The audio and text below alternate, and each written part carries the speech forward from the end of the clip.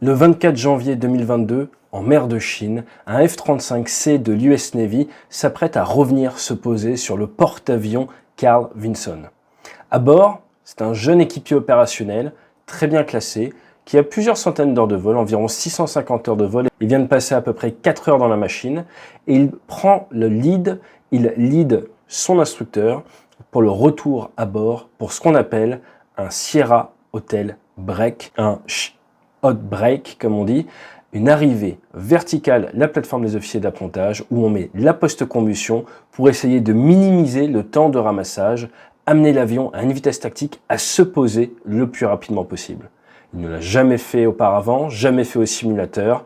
Tout va aller beaucoup plus vite que d'habitude et il se retrouve derrière l'avion, comme on dit, à ne pas réussir à dérouler toute sa checklist d'atterrissage, sortir le train, sortir la crosse, s'assurer que la lumière est éteinte, les landing lights, et ensuite derrière s'assurer que sa manette des gaz est dans le bon mode d'automatisme. Alors qu'il arrive avec beaucoup d'énergie, il met naturellement sa manette des gaz vers l'arrière pour réduire son énergie, essayer de dégrader son énergie pour atteindre une vitesse inférieure à 300 nœuds, sortir le train, réussir à s'aligner. Et alors qu'il se retrouve en courte finale, dans le groove comme on dit, les officiers d'appontage lui demandent de se raligner, lui demandent de le tirer un petit peu sur le nez, de faire attention à sa trajectoire, et il le fait sans réaliser que la manette des gaz n'est pas enclenchée en mode automatique et que toutes ces actions à tirer sur le manche vont dégrader la vitesse de son avion, vitesse de l'avion qui va se retrouver en limite du domaine de vol. Au moment où il va s'en rendre compte, à 2,6 secondes avant l'impact, les officiers d'appontage lui hurlent de remettre les gaz. Il est trop tard, l'avion vient s'écraser sur le pont d'envol, l'avion sera détruit, abîmera d'autres aéronefs sur le pont, mais surtout 6 personnes seront blessées. Un des officiers d'appontage perdra son aptitude et a failli perdre la vie à cause de l'impact d'un morceau du réacteur dans sa tête, et notre jeune pilote ne revolera plus jamais pour l'US Navy.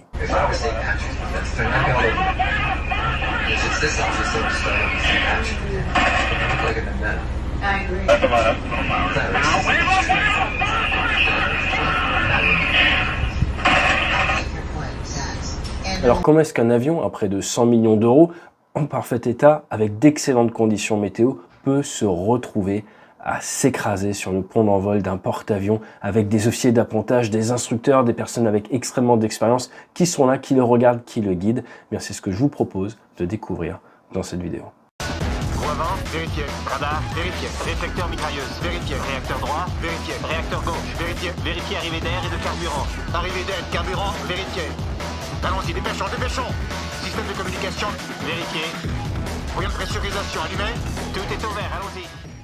Avant d'attaquer, eh bien, il est important de dire que le compte-rendu est officiellement sorti, on en sait un peu plus, des recommandations ont été faites. Et ce que je vous propose dans un premier temps, c'est de comprendre comment est-ce qu'on récupère un F-35 en temps normal pour l'US Navy. Il y a différentes procédures, que vous soyez des corps des Marines avec le F-35B qui va décoller et se poser de manière quasi verticale, et le C qui va être propulsé par la catapulte, et ensuite derrière qui va revenir et devoir accrocher un des brins d'arrêt.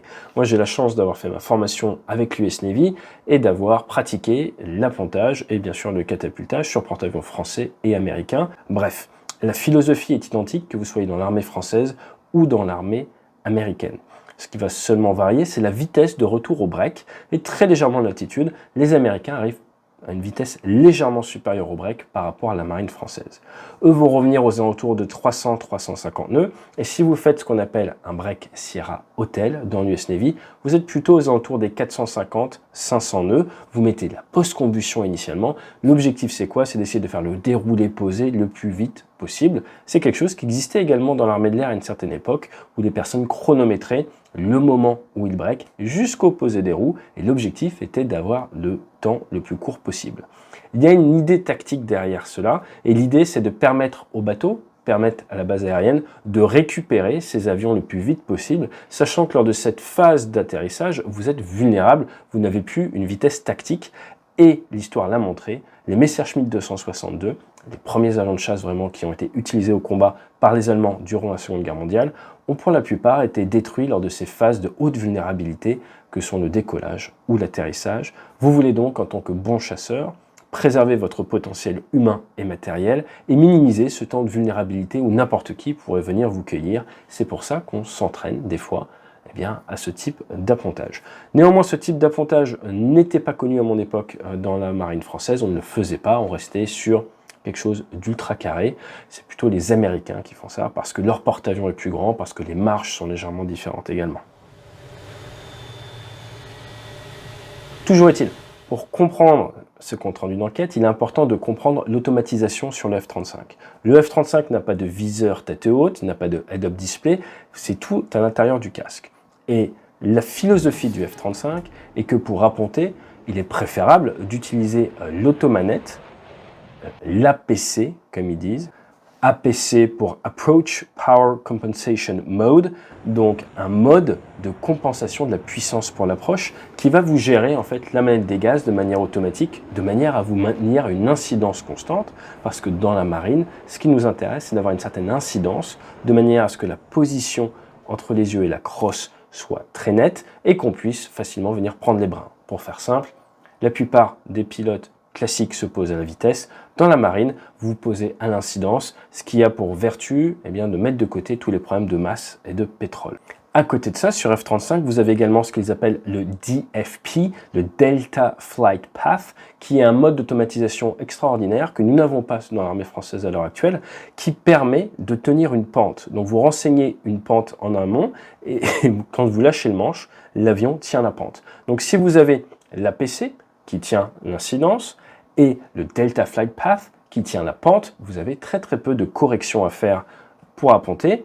C'est de l'ordre d'une vingtaine de corrections contre corrections lors des 15 dernières secondes dans cette phase finale d'appontage, là où en temps normal, si vous faites un appontage manuel, comme on faisait en super étendard, c'est plutôt 200-250 corrections d'après certaines statistiques. À partir de là, vous avez bien compris, ces automatismes, cette automatisation permet de réduire la charge de travail et permet au pilote de prendre plus de recul et de mieux réussir son appontage tout simplement par réduction de sa charge de travail immédiate. Si vous désenclenchez l'APC, vous allez avoir une alarme dans le cockpit. Si vous n'enclenchez pas l'APC, il n'y aura pas d'alarme. Donc vous devez vérifier que l'APC est bien enclenché. Ça fait d'ailleurs partie de la checklist avant appontage. Alors revenons un petit peu sur le déroulé du vol. Notre pilote n'a connu en avion de combat que le F-35C. Il a 370 heures dessus et équipier opérationnel, s'apprête à passer sous-chef de patrouille à 650 heures de vol en tout. Et sa mission de jour, elle n'est pas trop fatigante. Pourquoi elle n'est pas trop fatigante? Parce qu'il a pu se reposer avant. Dans les 11 jours précédents, il a fait que 5 vols, mais ce sont des vols quand même assez longs. Donc ce jour-là, on va parler en heure locale. Il a un mass briefing, donc grand briefing pour tous les pilotes à 9h15.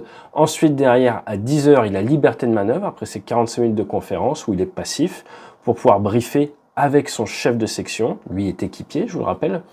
À partir de là, une fois que ça s'est terminé, ils ont du temps. Pourquoi? Parce qu'ils partent 2h55 après en vol.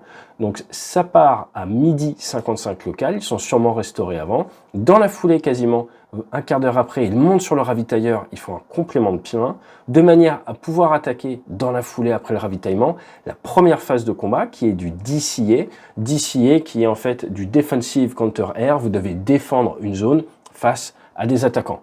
Ils vont devoir défendre une zone pendant environ 1h30, ce qui est quand même long pour du chasseur. Ensuite, derrière, ils vont les ravitailler, ça va durer une petite demi-heure. Ils vont recommencer et ce coup-ci, ils vont devoir défendre le porte-avions. Ils seront donc en altitude à protéger le porte-avions pendant une quarantaine de minutes et faire des géométries de combat pour du tir et oubli, donc du missile Fox 3 à longue portée. À partir de la fin de cette mission, à 16h01, un petit 3h30 qui sont aux avions, il est temps de retourner ravitailler, ça va pas durer très longtemps ce coup-ci, on est au-dessus du porte-avions, on va reprendre un petit peu de pétrole et ça permet dans la foulée de venir se présenter pour un retour beau temps, les conditions météo sont excellentes, pour une présentation à 2 avions au break. Il y a un petit peu d'attente initialement et à 16h28, local, notre pilote se retrouve à la tête de la section. Une section, c'est 2 aéronefs. Vient amener sa section verticale de porte-avions, annoncer qu'il met la post-combustion pour faire ce Sierra Hotel break. Break, et là, il a volontairement pas trop pris de vitesse, parce que c'est sa première, mais il a quand même plus de vitesse que d'habitude. Et il va essayer de réduire sa vitesse pour pouvoir venir se poser. Donc à 16h30 et 37 secondes, il fait son break. Son break qui va durer Son break qui va durer moins de 43 secondes, moment auquel il arrive dans cette phase finale. Quasiment dans la foulée, on va lui dire « Viens un petit peu à droite pour bien t'aligner ». Ce sont les officiers d'appontage qui lui disent ça. Ensuite, dans la seconde qui suit, on lui dit « Little power », qui veut dire qu'il faut un peu plus de puissance. Et là, notre pilote de F-35, qui est derrière l'avion, qui est en train de répondre aux ordres qu'on lui dit de l'extérieur, n'a pas eu le temps de s'assurer que sa manette des gaz est bien enclenchée en mode automatique. Elle est toujours plein réduit. Comment est-ce qu'il est censé répondre à une demande des officiers d'appontage Little Power? Eh bien, en tirant sur le manche. Pourquoi en tirant sur le manche? Parce qu'en tirant sur le manche, ça va casser un petit peu le taux de descente, ça va forcer la manette des gaz automatique à donner de la puissance pour maintenir l'incidence.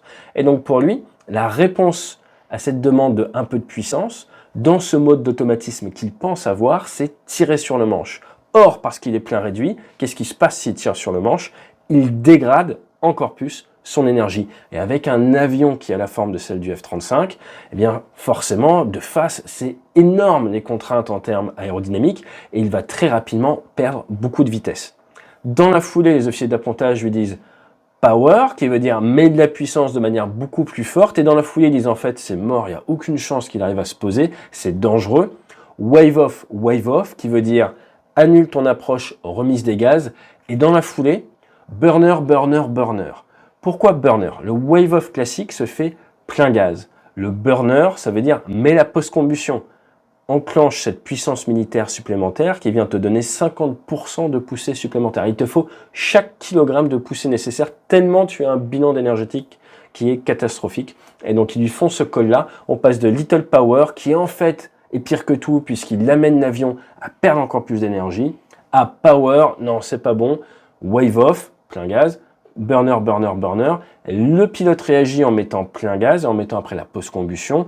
Malheureusement, à 2,6 secondes avant l'impact, c'est le moment auquel il bouge la manette des gaz. Le moteur qui était plein réduit depuis plusieurs dizaines de secondes a un temps de spool-up. Le spool-up, c'est un temps de remise en puissance qui est de plusieurs secondes. Et le moteur n'a pas le temps de donner la puissance. L'avion s'effondre. C'est pas la faute de l'avion, c'est la faute de la manière dont il a été amené. Plein réduit, l'avion a réagi aux sollicitations du pilote. Il vient donc s'écraser sur le pont à 16h31 et 31 secondes. À partir de là, des débris vont taper un petit peu partout. 2 secondes après, le pilote s'éjecte. L'avion glisse et passe par-dessus bord. Le pilote arrive dans l'eau. Un officier d'appontage est blessé. Une latote est blessée également. Les pompiers réagissent de suite. L'hélicoptère de secours, qui était à quelques kilomètres, est appelé en renfort et vient récupérer le pilote qui est un homme, malgré certaines rumeurs qui avaient couru comme quoi c'était une femme en qualification à l'appontage. Le pilote est un des meilleurs pilotes à l'appontage de cette sortie, c'est un jeune capitaine, néanmoins, et bien voilà, il s'est éjecté, il est récupéré, il a des légères blessures, tout le monde est traité. L'officier d'appontage est dans un état tellement critique qu'il est tout de suite mis dans un hélicoptère et envoyé à terre pour être opéré. Il ne récupérera pas son aptitude médicale, mais il pourra revoir sa femme et ses enfants. Et le pilote comme l'officier d'appontage sont toujours en service actif dans l'US Navy.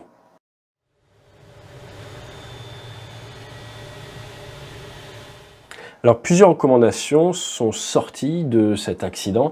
La première recommandation, eh bien, c'est qu'au niveau du casque du pilote, il y ait un indicateur qui soit plus fort pour savoir si vous avez l'APC, donc la manette des gaz automatique, et le Data Flight Path qui sont engagés ou non. Il va donc y avoir des modifications au niveau de la symbologie, éventuellement même des alarmes sonores. Pour l'extérieur de l'aéronef également, si la manette des gaz automatique n'est pas mise en place, eh bien, il y aura un indicateur lumineux pour prévenir les officiers d'appontage que ceux-ci puissent dire au pilote « Attention, tu n'as pas bien fait ta checklist ». Ces erreurs de checklist, attention, ça peut arriver.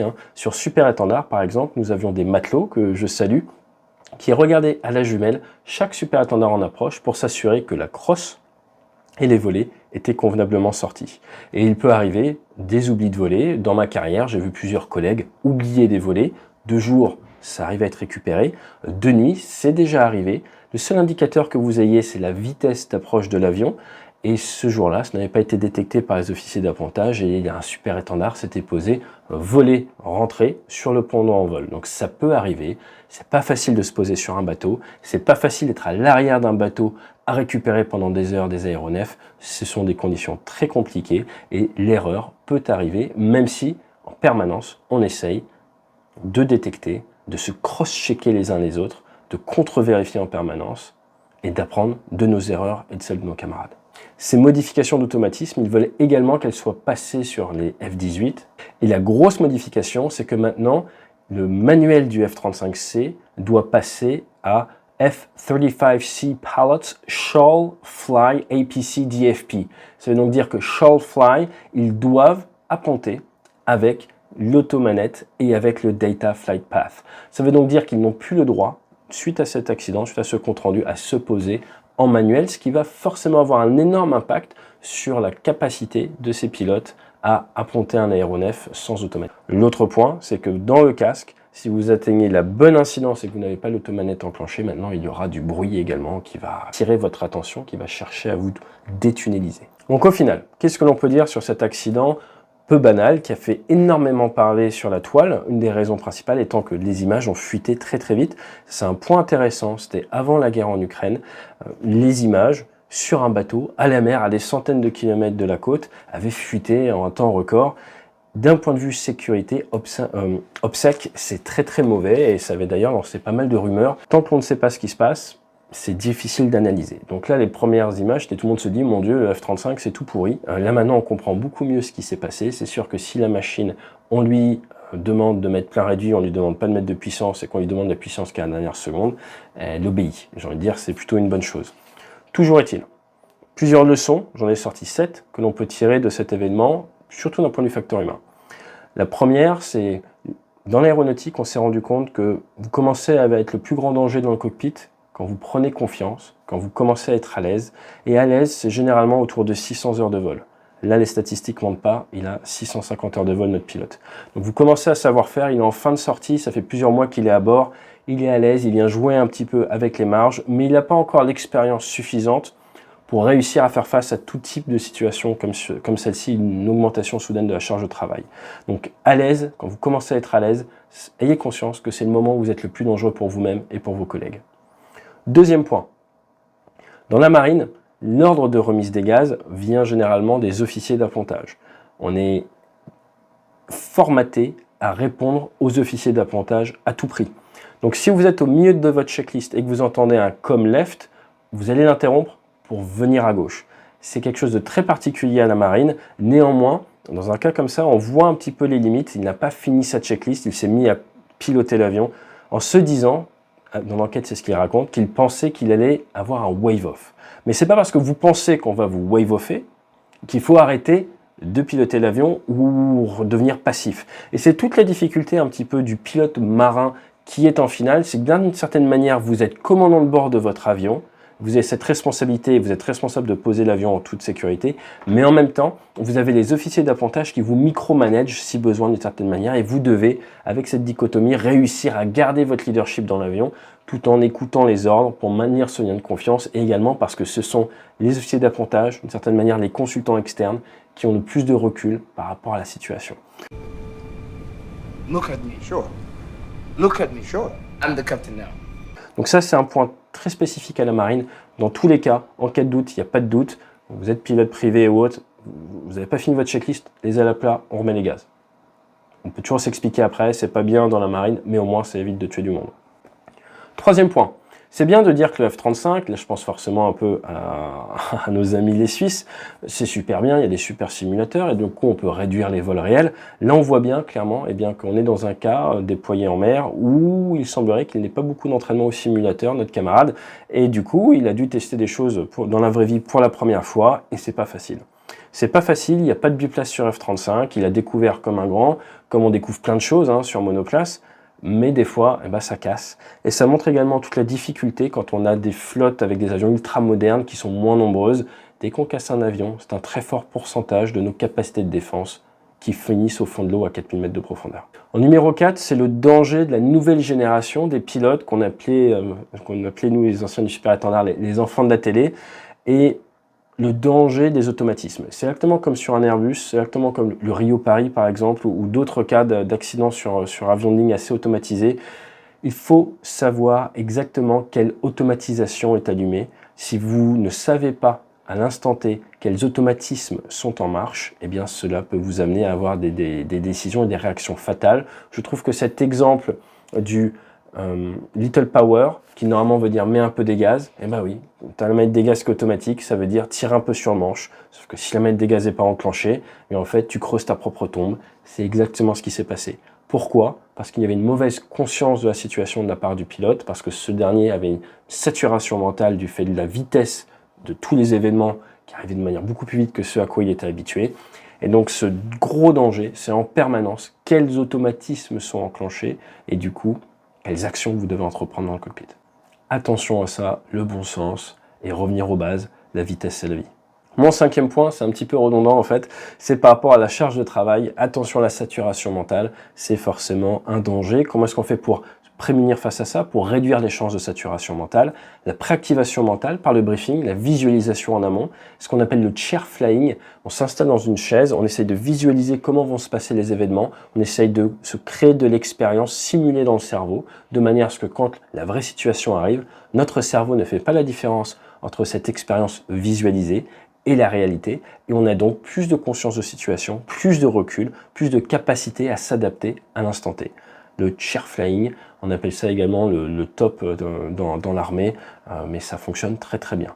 Premier appontage, on le fait tout seul à bord. Mon premier vol sur Super Étendard, tout seul à bord. Premier vol sur Rafale de ma vie, tout seul à bord dans la marine. Et c'est grâce à ces visualisations mentales qu'on y arrive. Autre point que je voudrais soulever, c'est l'excellence du reste de l'équipage. Que ce soit au niveau des équipages de pont, des premiers primo-intervenants qui ont tout de suite mis le liquide sur le pont d'envol, qui sont intervenus, l'hélicoptère qui est venu récupérer le pilote. Toute la chaîne a excellemment bien fonctionné. Et il faut savoir que le reste de la flotte, les autres aéronefs en vol ont été ravitaillés et sont mis en attente pour certains. D'autres sont allés sur un autre porte-avions. Il y avait un autre porte-avions américain dans le coin. Ils sont rentrés le soir.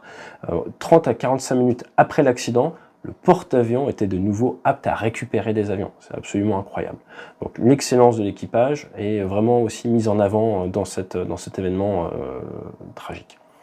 Et mon dernier point, très important, qui m'avait beaucoup marqué dans l'US Navy, que je partage souvent en conférence ou en formation, You're only as good as your next pass. C'est d'ailleurs au-delà du cockpit, j'en parle. Ça veut dire quoi? You're only as good as your next pass, ça veut dire que, pour faire simple, tu es défini par la qualité de ta prochaine tentative d'appontage. Moi j'ai 200 appontages, j'aurais pu me tuer après 190, j'aurais pu me tuer au 191e. On se tue rarement au premier appontage, ça fait des dizaines d'années que c'est pas arrivé. Donc c'est comprendre que tu es dans un business, que tu es dans une industrie, que tu es dans un monde où tes 10, 15, 20 ans d'expérience, tout le monde s'en fiche. C'est ta prochaine mission, ton prochain vol, ta prochaine passe d'appontage qui définit la qualité du professionnel que tu es et qui va également décider si tu survis, si tu ramènes ton matériel en bonnes conditions ou pas. Ça nous amène à cultiver une certaine anxiété que l'on utilise à des fins de préparation, qui nous permet d'être prêt face à des événements stressants.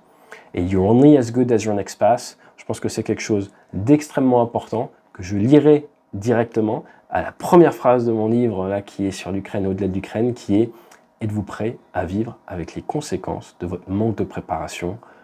Au final, tout ça, c'est une question d'état d'esprit.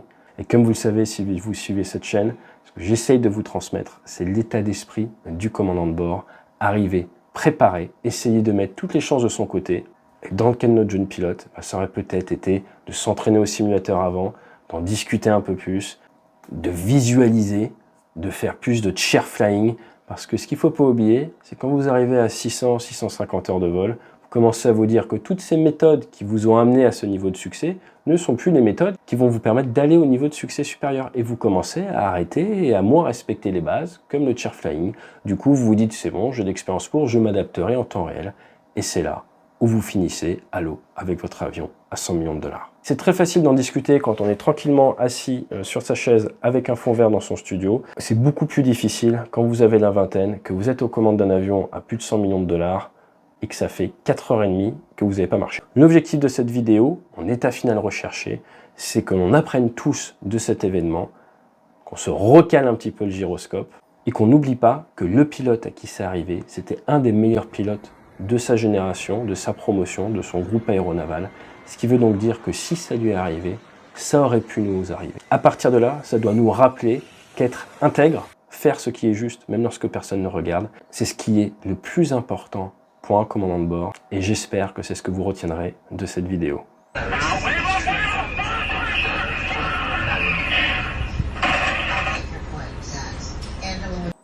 Allez, à bientôt pour une conférence, pour une formation, pour un stage. On fait un stage début mai avec nous, avec toute l'équipe, avec Laurence, avec Hugo, avec Pat.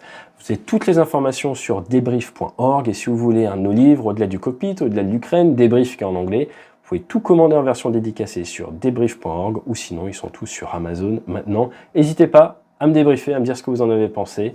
Je vous dis à très vite et fly safe.